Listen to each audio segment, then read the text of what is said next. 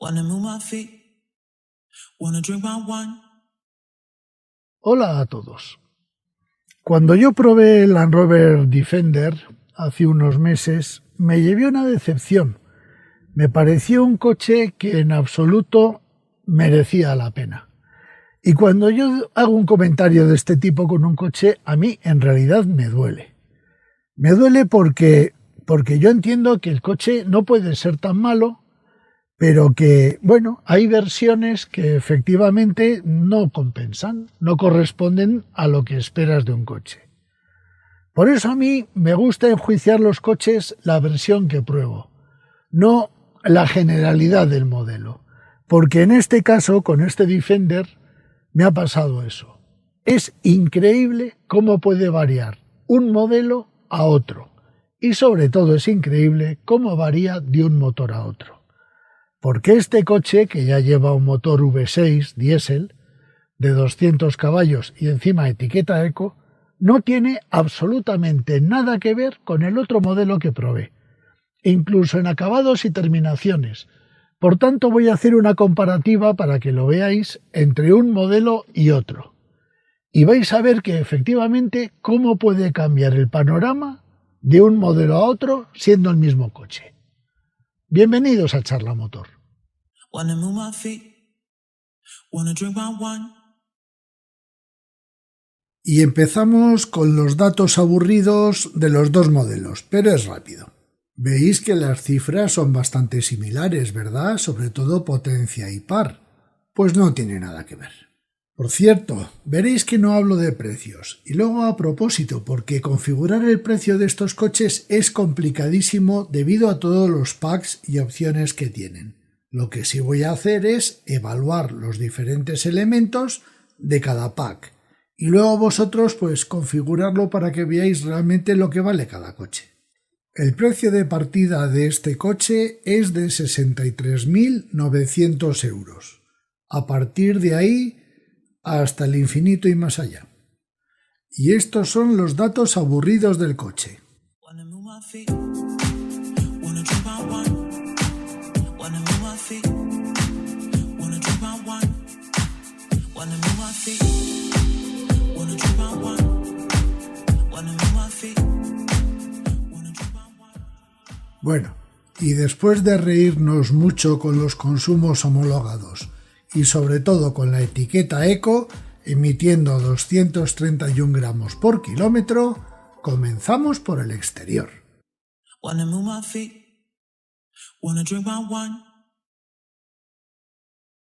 El Defender tiene un diseño apabullante, personal, único, intransferible, y todavía no conozco a una sola persona a la que no le guste este coche de aspecto. El puñetero no tiene un ángulo malo, lo mires por donde lo mires, es un coche atractivo. Y además tiene una gama de colores que hace que el coche todavía parezca más robusto. Hacía años que yo no me encontraba con un coche tan personal y tan bien diseñado. Es espectacular. Y comenzamos el repaso al exterior, como siempre, por la iluminación. Toda la iluminación exterior del coche está encomendada a LEDs y vemos que los faros no tienen lavafaros, por tanto tenemos claro que son faros de menos de 2000 lúmenes. No me preguntéis el índice de luminosidad de los faros porque había que desmontar parte del vano motor para verlo y tampoco era cuestión. Pero veis que todos los faros están, lo primero, muy protegidos, porque todos están hundidos con respecto a la carrocería, lo que hace que estén muy bien protegidos. La distribución de luz de las luces cortas es realmente buena, como estáis viendo. Es un haz muy regular y muy uniforme. Muy bien. Los antinieblas iluminan muy bien la zona baja, también de una forma muy regular, y qué pena que no sean amarillos. El día que ya logren eso, la iluminación va a mejorar muchísimo. Y como veis, las luces largas se concentran mucho en el centro. La parte trasera es un auténtico espectáculo. Es imposible darle más personalidad a una parte trasera sin recurrir a dibujitos y a tonterías. Como estáis viendo, todo es LED, pero fijaos qué distribución de luces más espectacular. Y además tenemos dos cosas buenas. Los antinieblas son dobles, muy bien, y además fijaos que bien colocados, y las luces de marcha atrás también son dobles. Toda la iluminación está perfectamente protegida. Es casi imposible darle un golpe a cualquiera de las luces. Luego fijaos en el tubo de escape, que es de doble salida apuntando hacia abajo y en el sitio que se debe llevar en un todoterreno. Es que no han jugado, han hecho lo que tienen que hacer, pero le han dado mucha personalidad. Seguimos con elementos externos. Aquí tenemos una abertura que es para colocar el snorkel, y es que es para eso. Aquí no hay postureos. El retrovisor tiene un tamaño muy generoso como corresponde a un coche de este tipo, pero fijaos lo poquito que se pliega. Esto deberían mejorarlo. La parte delantera está realizada todo en plástico y hay una cosa que me llama la atención. Llevamos un V6 de 3 litros y fijaos en realidad qué pocas aberturas hay para ventilación. Ahí estamos viendo además la cámara delantera. Y aquí podemos ver las tomas de aireación orientadas hacia las ruedas. Las dimensiones de este coche y sobre todo su forma hace que necesitemos además de cámaras sensores, y Land Rover ha sido consciente de ello. Por tanto, delante nos ha montado 6 sensores. Los interiores a 57 centímetros, los exteriores a 50 y los laterales a 57 centímetros. Además hay que decir que son realmente efectivos. Y en la parte trasera tenemos otros 6 sensores, los interiores a 69, los exteriores a 68 y los laterales a 65 centímetros. Fijaos también en la goma que tenemos en el plano de carga del maletero. Este Defender monta neumáticos 255-65-19. Además, fijaos que lleva neumáticos de campo. Algo curioso, porque este es un Land Rover que pisa el campo, algo que hacía tiempo que yo no veía. Fuera de bromas, es que el dueño de este coche realmente lo utiliza bastante por campo, y lo vais a ver por el estado en el que está, de barro, etcétera, etcétera. La boca de llenado está sorprendentemente a la derecha para ser un coche inglés. El tapón del AdBlue se quita con facilidad, pero no tenemos dónde dejarlo si estamos echando AdBlue. En cambio, el tapón de combustible, en este caso diésel, sí tiene un soporte para dejar el tapón. Y luego una cosa que me ha encantado es que este coche no tiene muestras ni síntomas de que el depósito rezume. Muy bien. Nada, como veis, limpio. La rueda de repuesto, como veis, es exterior, porque si la metemos dentro del coche nos quedamos sin maletero. Esta rueda está sujetada a la puerta trasera por 3 tuercas. Las 2 tuercas de abajo son antirrobo, y la tuerca de arriba sí se puede quitar con la mano, como vais a ver ahora mismo. Yo también le hubiera puesto ahí un antirrobo, porque algún gracioso pues se va a llevar una tuerca de recuerdo, ya sabéis, hay gente pató. Como dijo el gallo cuando le presentaron a Ortega y Gasset y le dijeron que era filósofo. Y después de esta gilipolluda cultureta, seguimos con las mediciones. El borde de la rueda de repuesto está a 80 centímetros de altura. La llave del coche, la verdad es que tiene un tamaño discreto, que eso se agradece mucho últimamente. El tirador es robusto, como estáis viendo, aunque tiene un poquito de holgura, y ahí tenemos el botón que abre y cierra el coche. Tienes que tocarlo para ambas funciones. Ahí ya vemos que se abre, luego iremos con el interior y vemos que el hueco para abrir el coche con la llave está a la vista. Muy bien. Por cierto, han corregido el problema del tirador trasero, que para abrir la puerta teníamos que pulsar y ya no te pellizcas los dedos cosa que ocurría en el primer Land Rover que probé. Y este es el funcionamiento de los limpiaparabrisas delanteros. Veis además que el chorrito lavaparabrisas sale de los brazos. Esto está muy bien, las velocidades son correctas, la velocidad rápida no está mal, pero este coche tiene el problema de los coches modernos. Los limpiaparabrisas se dejan 7 centímetros en la parte izquierda sin barrer, y a eso hay que sumarle el grosor del pilar A, con lo cual nos encontramos con 18 centímetros en los que vamos a ver más bien poco, así que cuidadito en los pasos de peatones. El limpiaparabrisas trasero cumple su función si lográramos ver algo, porque la rueda de repuesto trasera limita muchísimo el campo de visión, pero ya veremos que hay más elementos que limitan mucho el campo de visión hacia atrás. Este coche pide a gritos que montemos el retrovisor con cámara, que es opcional. Y aquí tenemos la cámara trasera que está a la altura de la matrícula y como veis también tiene su chorrito de limpieza, no creáis. Por cierto, muy efectivo, las cosas como son. La carrocería tiene muchos elementos plásticos, cosa que se agradece. Por ejemplo, esas dos piezas pintadas del color de la carrocería son de plástico. Al igual que esos protectores que tenemos imitando a plancha de aluminio en la parte superior. Me dieron unas ganas terribles de subirme, pero al final no me atreví. Y para finalizar el repaso al exterior, vamos a ver dos cosas. La primera, cómo se cierran y cómo se abren los cristales, incluido el techo desde el mando del coche. Y la segunda es, a cámara rápida, cómo sube y baja el coche gracias a la suspensión regulable que tiene. Nos toca echar un vistazo a la mecánica y al maletero. Wanna move my feet, wanna drink my wine. Y estos son los bajos del coche.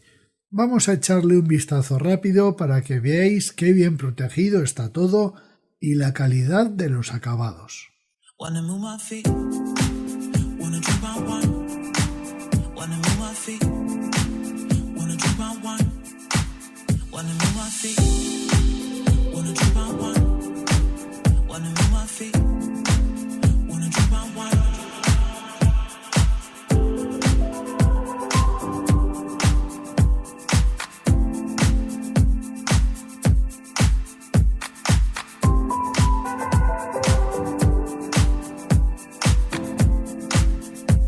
Wanna move my feet, wanna drink my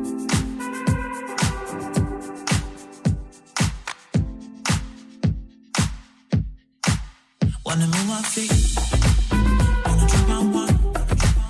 Wanna move my feet, wanna drink my wine. Wanna move my feet, wanna drink my wine. Toca hablar de motores. Este es el motor Ingenium de 2 litros y 200 caballos que monté en la primera versión, que como veis hay hueco por todos lados. Pero es que este motor era absolutamente decepcionante en este coche. Te frustraba.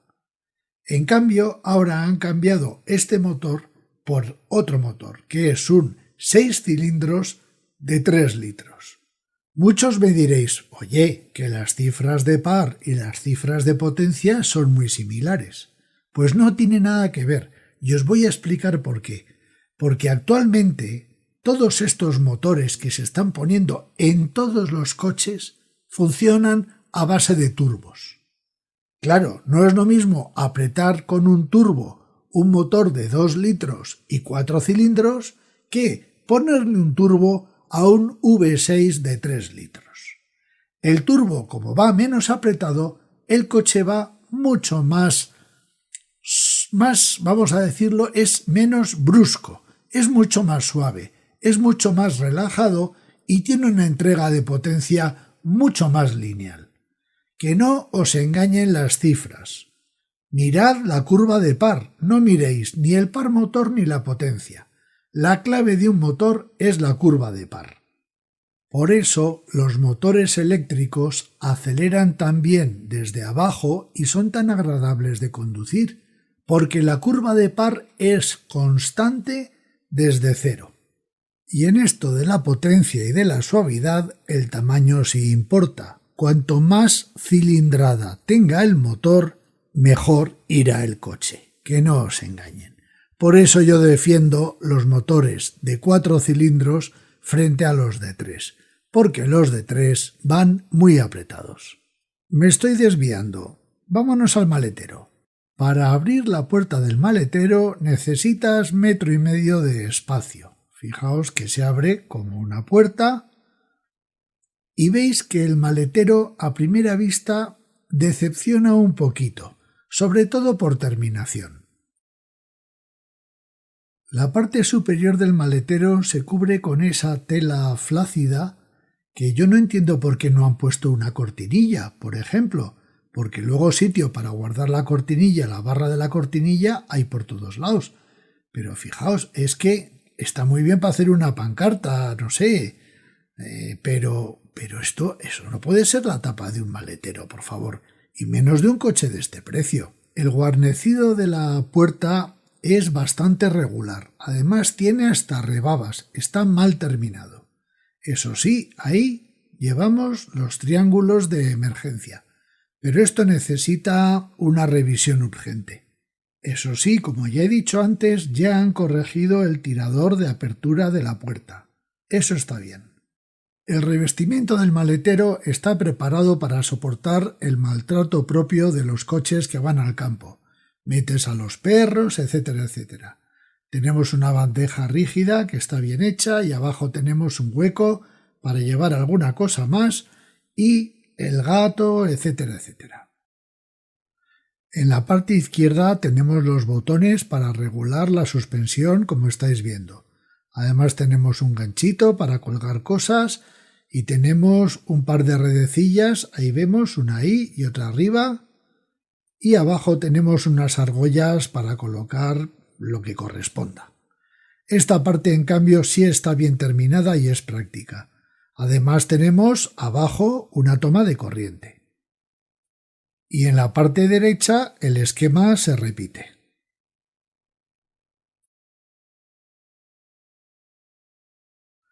Abatir los asientos no es complicado. Esta es la terminación First Edition, que es de cuero de verdad y de tela, por cierto. Vamos a abatir los asientos. Si abatimos solo el respaldo, vemos que no queda un plano de carga recto. Entonces, este coche te da la posibilidad de abatir también el asiento. Vamos a ello. Abatimos el asiento. Ahora abatimos el respaldo. Y vemos que en realidad casi peor. Pero quitando los reposacabezas lo tenemos solucionado. Ah, se me olvidaba. El asiento se abate 40, 20, 40. Vámonos al interior. Wanna move my feet, wanna drink my wine. Y para poder apreciar el interior de este coche, lo primero que hay que hacer es subirse, que tiene su gracia, ya que en la posición intermedia la altura al borde de la puerta es de 55 centímetros, que no es poco. Eso sí, como estáis viendo, la apertura de la puerta delantera prácticamente es de 90 grados. Al abrir la puerta te das cuenta de que es una puerta pesada, y subirte al coche cuesta un poco, más que nada por la altura, no por otra cosa, porque el acceso es fácil. Eso sí, una vez que estás dentro, te das cuenta que estás en el hiperespacio, porque hay sitio por todos lados, y lo hay a montones. La postura de conducción, por cierto, es muy buena, y el volante, al ser redondo, facilita las cosas a la hora de manotear con él.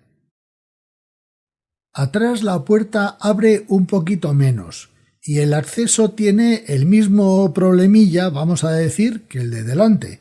Además, ahí tenemos un buen asa para agarrarnos a la hora de subir. Y vuelves a tener otra vez la sensación de que estás en el hiperespacio, porque hay sitio por todos los lados y además los asientos son realmente cómodos y de unas dimensiones muy adecuadas. Y nos toca sobar puertas. La terminación de la puerta es igual en la terminación First Edition que en la otra, que es la HC. Ahí vemos que hay una rebaba. Esto lo tenían que haber mejorado un poco. En general, el aspecto de la puerta no es que sea campestre, es que yo la veo que le falta categoría y le falta terminación. El cuero sintético es demasiado sintético, se ve que es plástico y no sé, queda muy bonito todo esto de la tornillería vista, etcétera, etcétera, pero no está bien rematado. ¿Veis? Por ejemplo, el marco de la puerta no está cubierto por un plástico. Entiendo que es un coche pretendidamente recio, pero hombre, un poquito mejor de terminación. Bien es cierto, esta, que es la otra terminación, da mejor sensación. Da sensación de que han mejorado un poco las terminaciones. Pero aún así, es que es demasiado plasticoso todo para un coche de 100.000 euros. Las cosas como son. Los bolsos de la puerta no están forrados, el tirador es de plástico, no es metálico. Eso me ha llamado la atención. Eso está ahí para evitar que, estando en marcha, accidentalmente abras el capó, que realmente no sé cómo puedes abrir el capó en marcha con la puerta cerrada. Eso sí, tenemos asientos con memoria, 3 exactamente.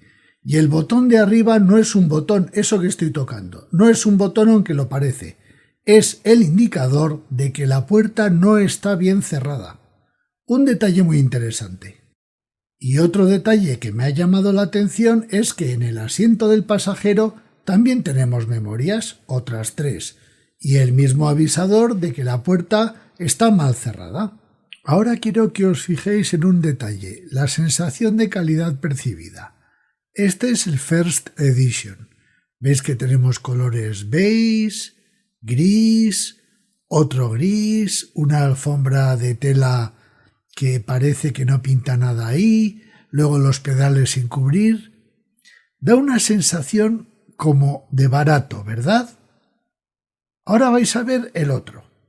En cambio este tiene otro aspecto, colores negros, un volante redondo, se ve que todo está conjuntado, vemos unas alfombrillas fantásticas que cubren absolutamente el suelo y que pese a que se moje no va a mojar el resto del coche. Es otro coche, absolutamente diferente. Yo creo que han cambiado hasta las calidades de las gomas. Vuelvo al detalle de las alfombrillas. Fijaos estas alfombrillas qué bien hechas, con su borde. Es otro coche. La puerta trasera no me acaba de enamorar. Como veis, la parte del cristal que es fijo sí está cubierta por un plástico y el resto no. Y esta terminación no está mal, es igual que la de delante, pero da una sensación de rusticidad excesiva.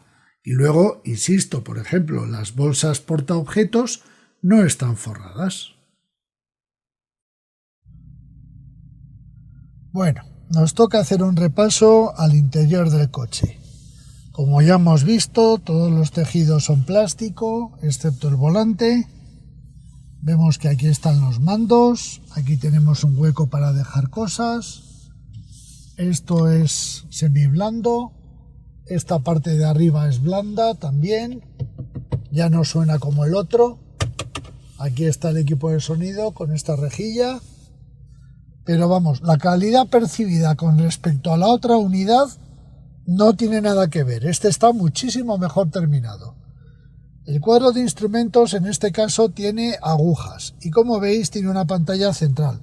Por cierto, ahí veis el consumo, 11,8 litros a los 100 en los últimos 3.556 kilómetros. La botonería esta no es táctil, sino que es normal con pulsadores, muy bien. Por aquí arriba vemos, en este caso el espejo es electrocrómico, pero no tiene la cámara. Y fijaos que ahí se ve bien. Si miráis para atrás, la rueda de repuesto hace que no veas nada. Aquí es necesario tener ese retrovisor. Seguimos por arriba, tenemos todos los botones del techo. Aquí estáis viendo la llamada de emergencia. Vamos a abrir el techo. Fijaos qué pedazo techo, qué gozada. Vamos a abrirlo. Vamos a abrirlo del todo. Y ahora fijaos, si cierro la cortinilla,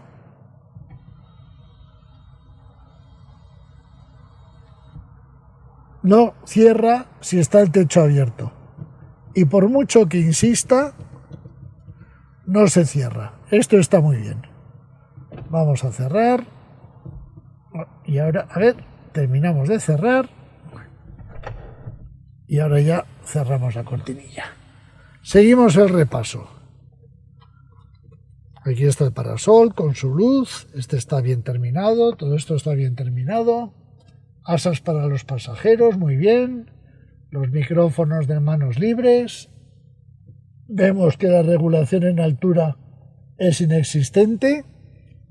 Luego iremos con todo esto del equipo multimedia, porque realmente tiene bastante que explicar. Esto es un plástico, pero queda mono. Esto es blando. La calidad, insisto, con respecto al otro coche que probé, es mucho mejor. Aquí tenemos un montón de huecos. Aquí hay sitio para todo. Aquí tenemos los posavasos, que en este caso le perdono porque todo esto es modular, no medular, modular. Aquí veis también una guantera enorme que se hace así para dejarla hacia atrás. Todo esto está estupendo. El dueño del coche tiene sus cosas, por lo tanto yo no toco nada. Aquí tenemos para cargar un USB. Tenemos otro, en este caso los dos son C y aquí uno normal. Una toma de 12 voltios, etcétera, etcétera. Y ahora que ya sé que os gusta, ponemos la tontería tiktokera. Ya está, la tontería. Y aquí luego iremos con el equipo multimedia porque tiene un montón de cosas. Aireadores con su regulación, con aspecto de solidez, luz de emergencia. Y como veis el interior es muy sobrio. Otra cosa que me gusta, aquí no hay lucecitas. Muy bien. Vemos los asideros. Los asientos son cómodos. Lo que pasa que como aquí han querido meter una tercera plaza, han recortado un poco en los asientos y son un pelín estrecho. Todo esto es cuero sintético, Aquí no hay nada de cuero, todo es cuero sintético. Luego aquí tenemos, que es gracioso, cómo se regula, en este caso, la calefacción de los asientos. Ahí lo estáis viendo. Para el otro lado sería ventilación, pero en este caso no lo tiene. Y como veis, no se renuncian a las ruedas. Muy bien. El start-stop y luego el mando del volumen, que está diseñado para ingleses, porque como veis, esto está hecho al revés. Aquí tenemos la guantera, que tiene un tamaño más bien justo, pero tiene llave, que eso está muy bien, tiene cerradura. Y este es el interior del coche.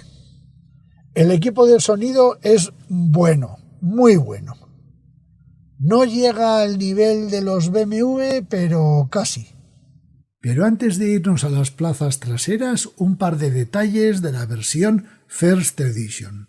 Lo primero, el cuadro de instrumentos, que estáis viendo que en la versión First Edition era todo digital, pero es que al final la verdad que la información es la misma que con las agujas. Y a mí, personalmente, llamadme clásico, me gusta mucho más el cuadro de instrumentos con agujas. Da más sensación de categoría. Estos cuadros digitales, a mí personalmente, me siguen dando la sensación un poco de barato, de ahorrar costes, aunque parezca lo contrario, ya lo sé, pero unas agujas siempre han sido unas agujas, igual que un reloj de agujas es mejor que uno digital, nos pongamos como nos pongamos. Y aquí tenemos el espejo retrovisor con cámara. Así está en la posición normal y ahí lo tenemos con cámara. Este accesorio en este coche concretamente es absolutamente necesario. Atrás, como estáis viendo, hay sitio, pero de sobra. Aquí nunca os vais a quejar de falta de espacio.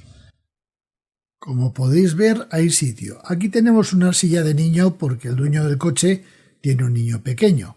Aquí tenemos el reposabrazos, que veis que tiene unos sitios para dejar latas, y en la plaza del medio sí puede viajar perfectamente un niño.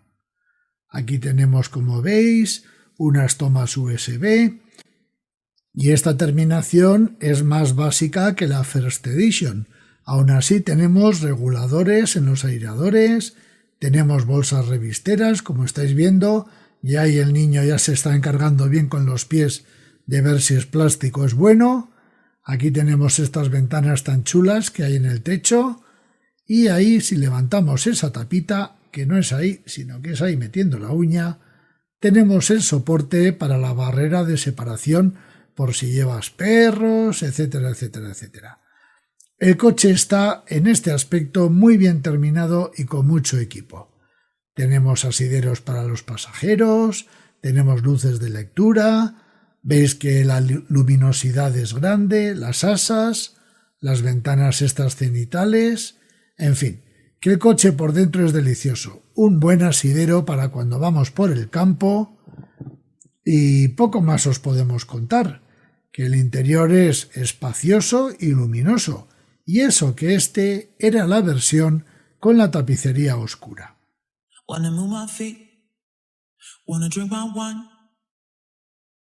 La consola central y la pantalla multimedia es excesivamente compleja. ¿Y por qué es compleja? Pues porque hace muchas cosas. Y lógicamente cuando tú haces muchas cosas y tienes pocos botones relativamente, pues es complejo. Aquí veis simplemente el manejo de las cámaras es para hacer un cursillo. Solo eso, como veis estoy acelerando todo. El navegador es muy bueno, además te avisa de radares. Veis que tenemos, hasta podemos regular la altura de vadeo, la suspensión, la climatización de los asientos. Puedes hacer de todo, pero es complejo porque solamente tienes una forma de hacerlo. Como estáis viendo, regulas los tipos de tracción, las alturas, etcétera, etcétera, etcétera. La calefacción de los asientos, la temperatura, todo eso concentrado en esto, pero solamente de esta forma, que es lo que yo le achaco. Por otro lado, tenéis Android Auto y Apple CarPlay que funcionan bastante bien.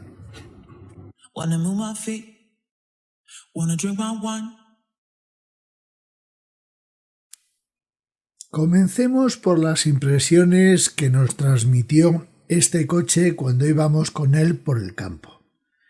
El coche evidentemente está diseñado para esto. No hay mucho más que decir.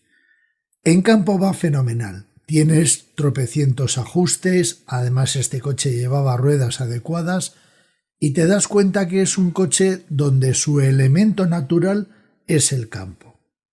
Va fenomenal. Pero además hay una cosa que me gustó mucho, que la suspensión está tarada de una manera que no te agita como una coctelera, como ocurre con otros coches cuando los sacas al campo. Pero vámonos a la prueba del día a día, que es la que hacemos en Charlamotor. Yo os tengo que decir que este coche sí es estupendo. Es increíble, insisto, lo que hace un buen motor. Además que este coche tiene detalles que a mí, personalmente, me gustan más, como hemos visto en la descripción del modelo. Pero este coche es agradable, este coche es suave. Este coche tiene otro carácter absolutamente diferente. El motor de 6 cilindros y 3 litros se nota y se nota mucho.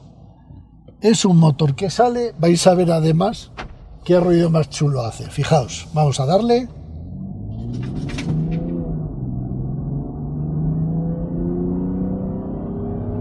es que suena hasta bien.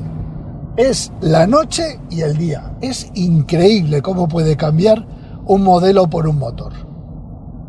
Por otra parte, la terminación la han mejorado muchísimo.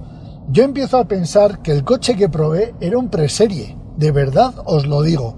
Porque no tiene nada que ver la calidad de los plásticos. No tiene nada que ver. Es curioso cómo puede variar de uno a otro.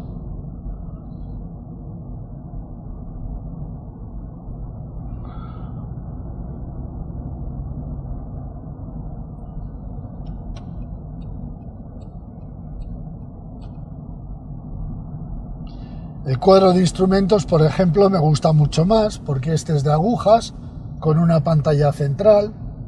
El coche está mucho mejor insonorizado que el otro, nada que ver, pero al mismo tiempo transmite ese ruido potente que me gusta tanto.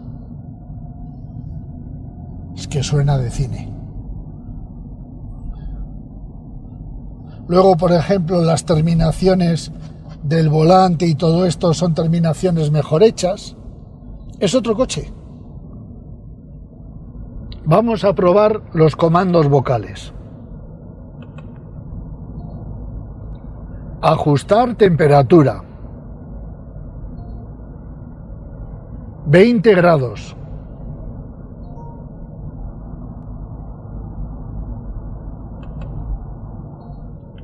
Navegación. Ir a la calle Luis Eins, 5 de Vitoria.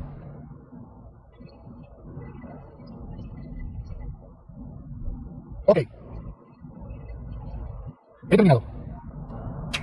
Los órdenes vocales no tienen la finura de, por ejemplo, BMW. Una cosa que sí tiene buena es que te avisa de los radares. Pero las órdenes vocales no está tan afinado el sistema, ni mucho menos.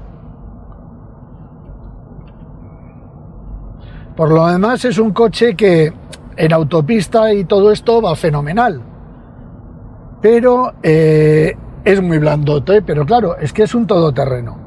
Pero es un coche que transmite eso, que va blandito. A eso sí, el coche, como veis, es silencioso, cómodo, amplio, lo tiene todo.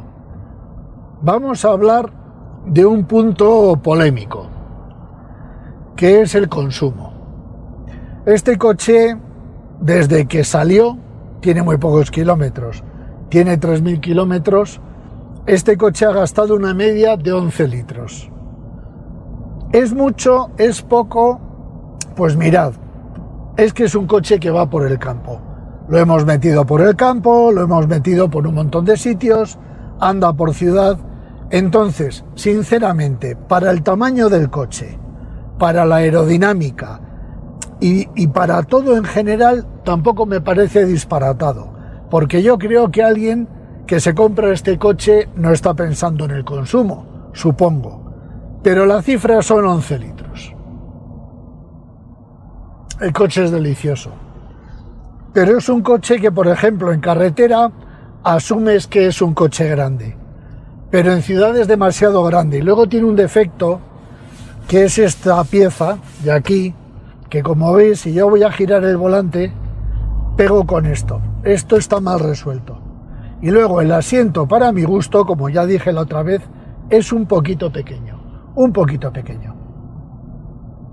Por lo demás, es un coche que en carretera es muy silencioso, es comodísimo, etcétera, etcétera, etcétera, pero es blando de suspensión. Es un coche que en ningún momento te va a permitir echar carreras, ya me entendéis. El motor es potente, el motor es rotundo, los 200 caballos están todos, pero es, ya os digo, da la sensación de que vas flotando, pero es que es lógico, porque este coche es un coche de campo. En campo va de locura, os podéis imaginar. El coche es perfecto, pero en carretera, lógicamente, pagas el precio de que este coche en realidad es un todoterreno. El equipo de sonido es bueno, este equipo Meridian es bueno. Yo estoy convencido e insisto que yo probé un preserie, porque este coche cambia con respecto al que probé de la noche al día. Vamos a abrir el techo. Fijaros además todo el techo, el tamaño que tiene.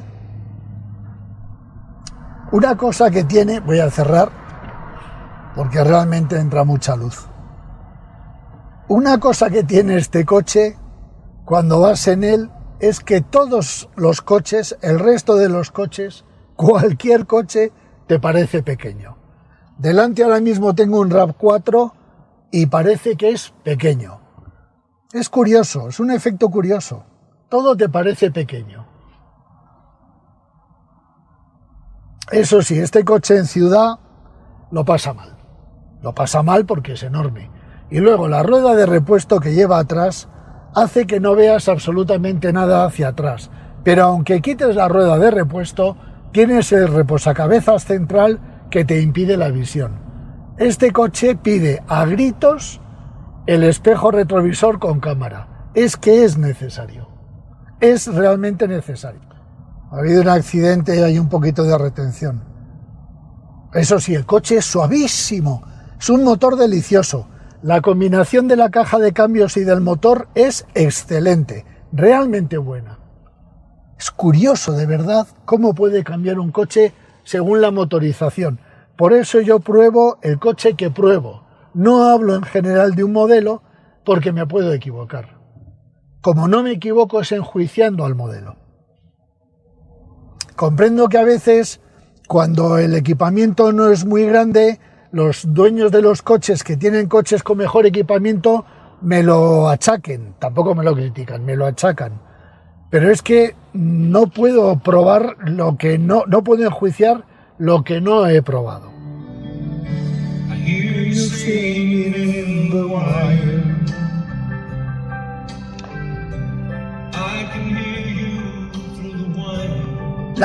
Ahora mismo voy a bajar a Glen Campbell. Ahora mismo yo voy en el salón de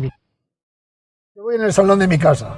Un buen equipo de sonido, un asiento cómodo, pelín estrecho, amplitud, luminosidad, una gozada. En esto es una gozada este coche. Seguimos con Glen Campbell.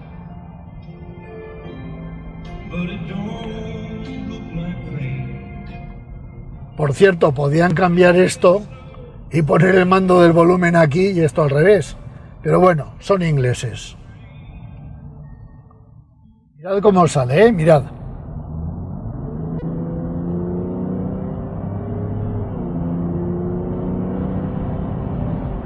¡Qué bien suena! ¡Qué bien suena! Tenemos un poquito de ruido aerodinámico, pero es que vamos, la aerodinámica de este coche tampoco es su fuerte, como podéis comprender. Pero a una velocidad normal, por ejemplo, ahora voy a 100 por hora, tenemos un poco de rumorosidad aquí y en los retrovisores.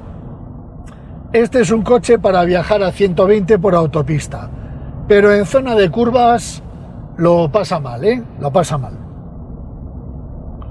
Pero ojo, no está diseñado para eso. Si tuviera que hacer un resumen del coche, sería que es un coche para un público muy determinado.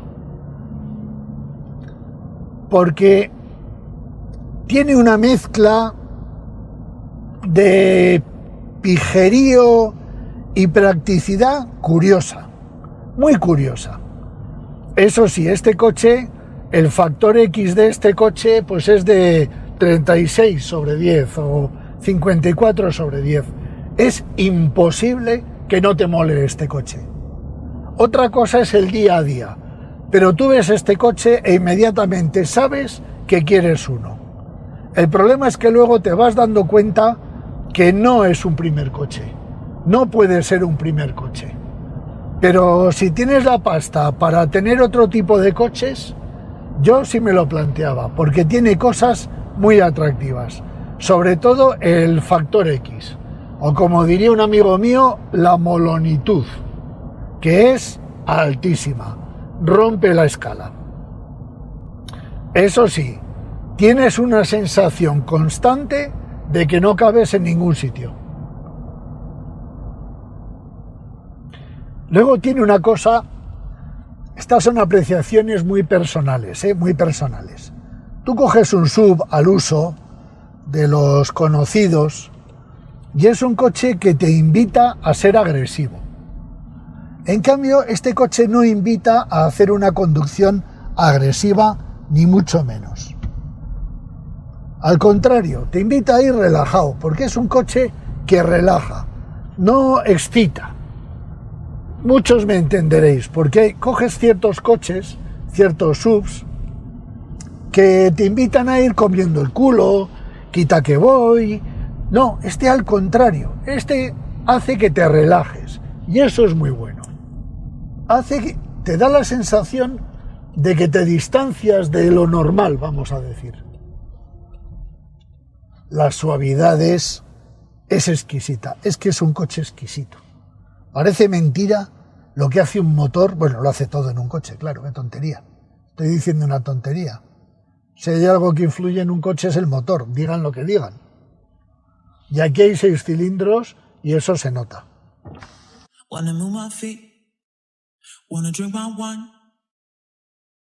Este es un coche difícil de valorar porque es un todoterreno y lo estamos valorando como un coche para el día a día y así lo vamos a puntuar.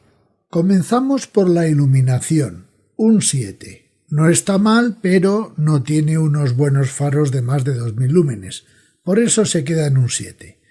El exterior se merece un 9 por no ponerle un 10, porque es un coche que por fuera es espectacular y luego está bien terminado, como hemos podido ver. El maletero se merece un 6. ¿Por qué? Primero, por la cortinilla superior, que es cutre, muy cutre, seamos realistas, y luego esa puerta que cuesta abrir y necesitas mucho espacio para abrir la puerta, como ocurre en todos estos todoterrenos. El interior se lleva un 8. Es un interior muy personal y no se lleva más puntuación porque hay algún detalle de terminación que no me acaba de gustar. Y es una pena porque la personalidad del coche, tanto exterior como interior, es arrolladora. El equipamiento consigue 7 puntos. Es un coche que está muy bien equipado, como hemos visto, pero son muchas opciones y caras. Por eso se lleva un 7. Los acabados se llevan otro 7. Está bien terminado el coche, como hemos visto, pero en algunas zonas hay que cuidarlas más. El acceso delante se lleva un 7, y no porque no haya sitio, sino porque el coche, pese a estar en la altura más baja, es un coche al que cuesta subirse, que es lo mismo que penaliza al acceso detrás. Pese a todo, se llevan un 7 porque el coche es amplísimo. La habitabilidad se lleva un 9 por no ponerle un 10. La comodidad delantera se lleva un 8. El coche es cómodo, pero los asientos delanteros son un poco estrechos, como hemos visto. Y la comodidad trasera se lleva otro 8 porque es una pena que los asientos de atrás no tengan alguna regulación más para un coche que por precio se lo merece. El puesto de conducción se lleva un 9, porque es un puesto de conducción sobresaliente. Todo está a mano, con elementos de calidad y además da una sensación molona. Es que es un puesto de conducción fantástico. El equipo multimedia se lleva un 7. No está mal, suena muy bien, como hemos dicho, pero el manejo es demasiado complicado y estamos limitados a una pantalla táctil y algún que otro botón, nada más. El motor, esto es difícil de valorar. El motor se lleva un 6. Es un buen motor, como hemos visto, fino, potente, pero le falta algún caballo más para ser notable. Ojo, que no quiere decir que no esté bien, por eso le pongo un 6. Está bien, pero le falta algún caballo para ser un motor notable. Aún así, el cambio con el otro motor que probé es abismal. Este coche en uso urbano, seamos realistas, está como un pulpo en un garaje, por eso se lleva un 4. En cambio, en uso extraurbano se lleva un 8, porque por carretera, autovía, etcétera, etcétera, es muy agradable siempre y cuando no tengamos prisa, porque este es un coche para ir tranquilo. El consumo urbano y el consumo extraurbano está en un 6 y gana un par de puntos porque tiene la etiqueta eco y por lo menos puedes entrar al centro de las ciudades. Pero el consumo tampoco es nada del otro jueves. La sonoridad tiene un 8, es un coche bien insonorizado. La relación calidad-precio yo le doy un 6, porque es un coche que creo que es muy caro para lo que ofrece. La practicidad se lleva un 8, la sensación de estatus es muy alta porque voy en un Land Rover Defender y eso mola, un 9. El factor X le he puesto 10 por no ponerle 78, porque es un coche que lo ves y quieres uno, aunque no sepas para qué te sirve, quieres uno. Y la valoración de Charlamotor, que es más realista, yo le doy un 7, porque es un coche excelente, pero no lo veo como un primer coche. Este Defender es un coche muy específico y no es un primer coche porque, por ejemplo, en ciudad no vas a ir bien y te planteas que quizás para campo también sea demasiado caro. Es que hay por ahí un Land Cruiser que está estupendamente y no vale tanto dinero.